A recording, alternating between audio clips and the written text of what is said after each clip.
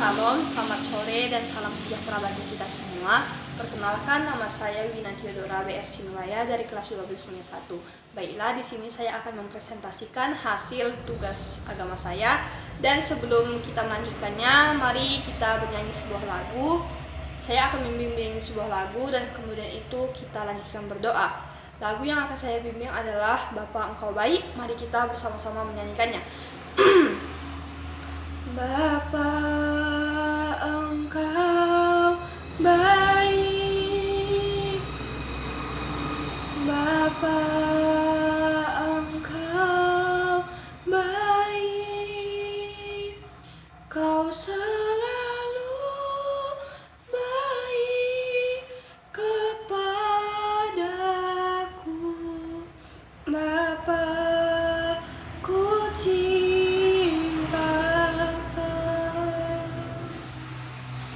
Bapa Engkau baik, Bapa Engkau baik, Kau selalu baik kepadaku,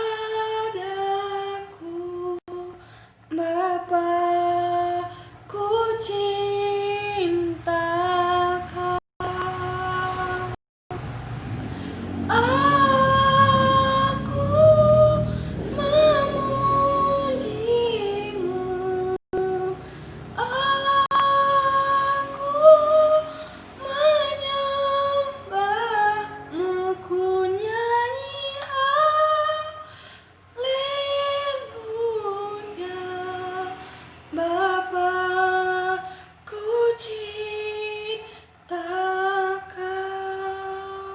Mari kita bersatu di dalam doa. Tuhan Yesus, terima kasih ya Bapa atas berkat yang Engkau selalu limpahkannya kepada kami. Tuhan, terima kasih Bapa, Engkau memberikan kesempatan anakmu ini untuk tampil di depan layar kamera ini Tuhan. Dan Tuhan, di sini anakmu ini ingin mempresentasikan tugasnya Bapa. Kiranya Engkau yang memberkati anakmu ini Tuhan, lancarkan mulai dari awal, pertengahan hingga akhir Tuhan. Engkau yang mengajari anakmu ini Bapa. Tuhan, buatlah masa pandemi ini cepat berlalu Tuhan Yesus, agar kami bisa kembali berkumpul di sekolah Tuhan, kami bisa belajar bersama Tuhan Yesus, kami bisa berjumpa dengan guru-guru kami bisa berjumpa dengan teman-teman kami merindukan semua mobil-mobil itu Tuhan Yesus. Buat semua musibah-musibah ini hilang Tuhan Yesus, Engkau yang menyelesaikan semua masalah-masalah ini Tuhan. Engkau yang memberikan kesehatan kepada guru kami ya Bapak, kepada kawan-kawan kami, sehingga kami bisa berjumpa dengan keadaan sehat-sehat saja. Ini doa anakmu Tuhan Yesus, hanya dalam nama Yesus Kristus anakmu sudah berdoa. Amin.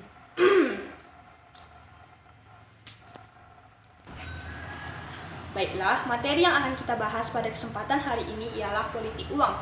Sebelumnya saya ingin bertanya kepada teman-teman, apakah kalian sudah paham apa yang dimaksud dengan politik uang? Politik uang itu sama seperti membagi-bagikan uang kepada tim sukses ataupun rakyat sebagai pemilih oleh orang yang akan dipilih. Agar lebih mudah dalam memahaminya, kita bisa memperhatikan gambar ini. Di sini kita bisa melihat seorang pemilih hendak memilih calon-calon kepala desa.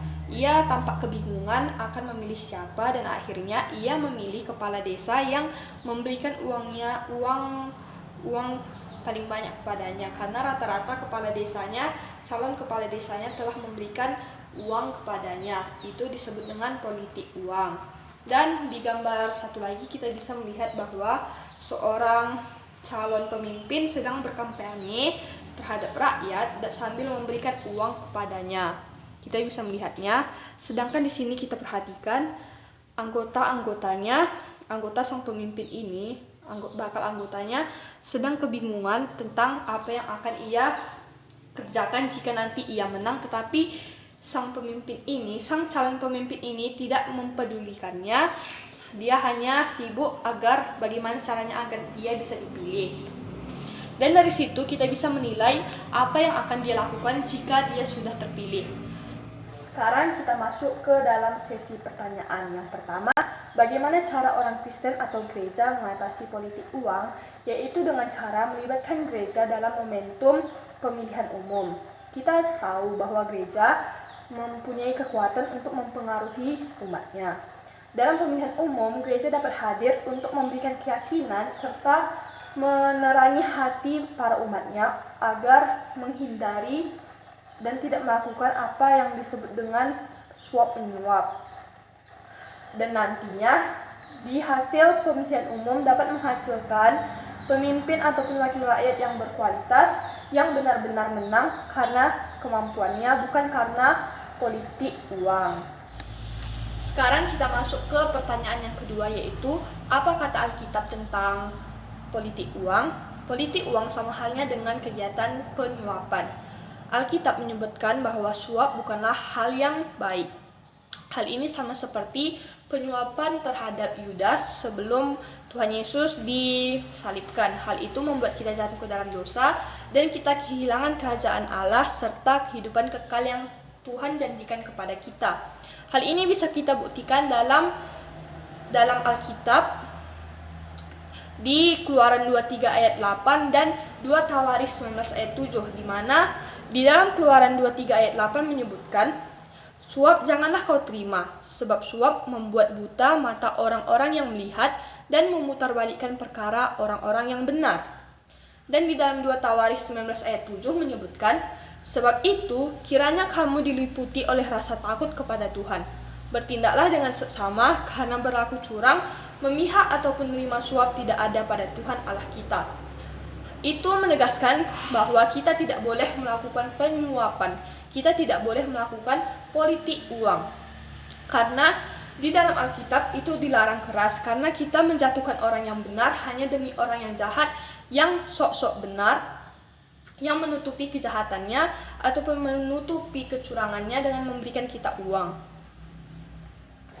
Kita masuk ke pertanyaan terakhir, yakni apa akibat dari politik uang?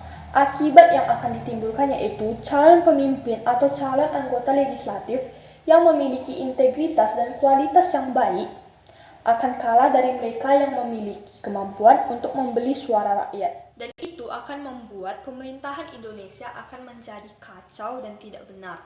Di dalam pemerintahan itu hanya terdapat korupsi, karena semasa ia ingin mengambil jabatan itu, ia mengeluarkan banyak uang.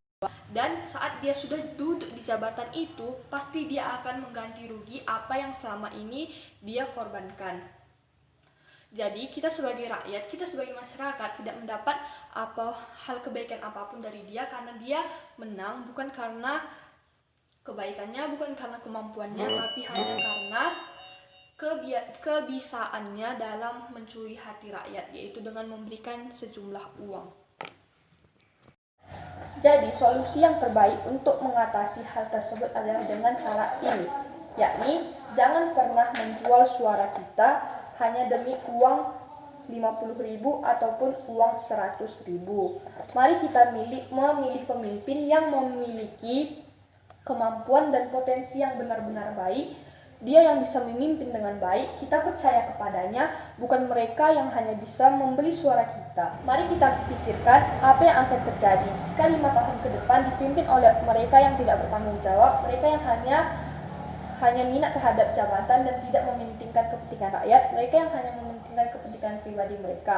Dan kesimpulan yang bisa kita ambil sore hari ini yaitu, baik di mata Tuhan maupun di mata manusia, politik uang bukanlah hal yang baik.